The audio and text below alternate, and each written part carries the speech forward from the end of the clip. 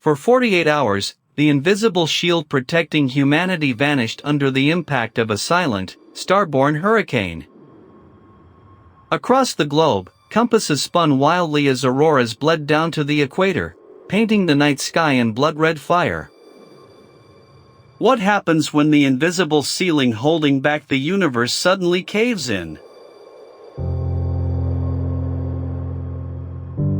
Satellites began failing across the globe as invisible particles hammered fragile electronics. High-altitude aircraft faced severe hazards while humanity went about its daily life completely unaware of the peril. High above the atmosphere, 2 Soviet cosmonauts aboard the Mir space station faced unprecedented danger. They were trapped in a metal cylinder while deadly radiation battered their fragile orbital home. Operated in low Earth orbit from 1986 to 2001, Mir was a pioneering achievement. As humanity's first modular space station, it represented an unprecedented leap forward. Assembled piece by piece in orbit, this massive laboratory pushed engineering limits. Crews used it to conduct vital experiments in biology, human physiology, and physics.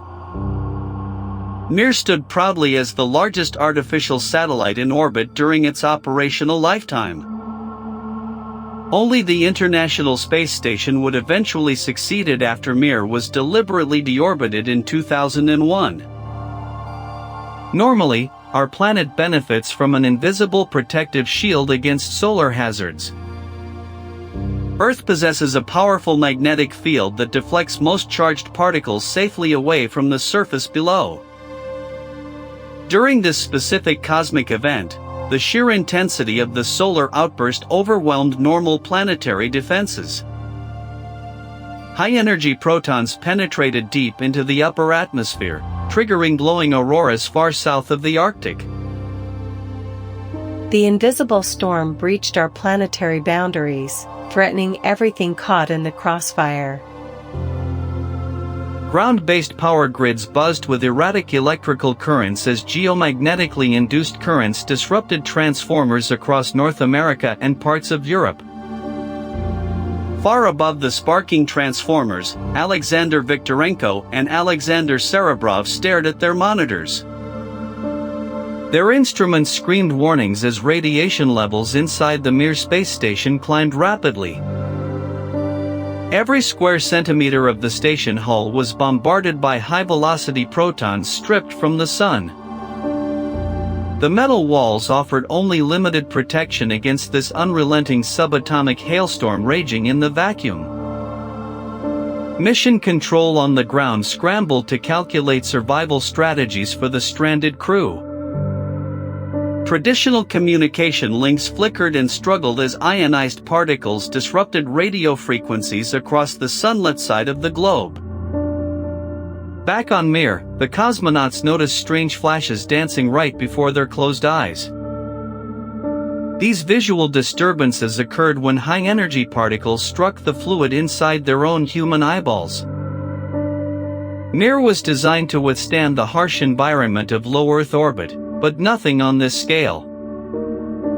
The solar proton event tested the absolute limits of Soviet aerospace engineering and materials science. Radiation sensors hit significant thresholds within the first 6 hours of the onslaught. The crew had to retreat into the most heavily shielded modules, minimizing their exposure while awaiting further instructions. Spacewalks were immediately postponed, leaving scientific payloads hanging in limbo outside the station. Any extravehicular activity during this window would have proven hazardous within minutes of exposure. We watched the counters climb higher, knowing our shelter was barely holding the line.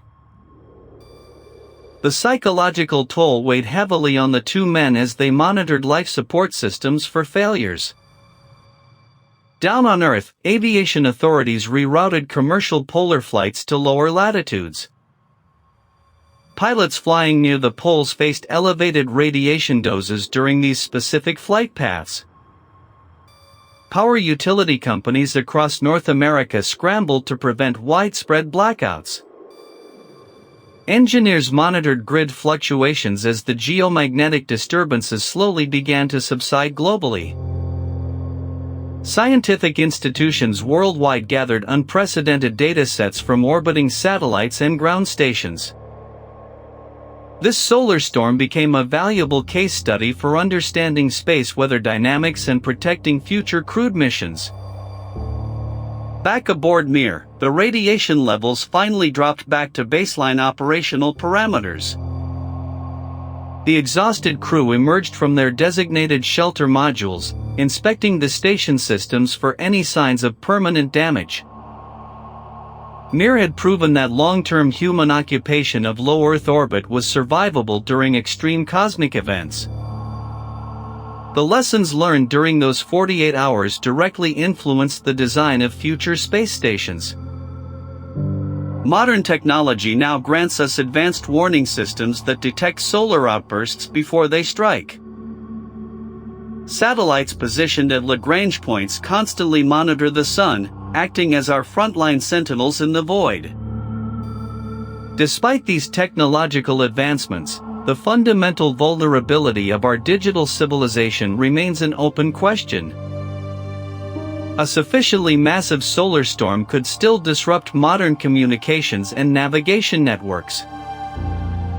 Astronauts aboard the modern International Space Station continue to train for solar particle events today. They rely heavily on dedicated storm shelters built directly into the core modules of the orbital complex. The legacy of that challenging weekend in 1989 endures within every safety protocol used in human spaceflight. We navigated those 48 hours, but the sun remains an unpredictable and volatile star.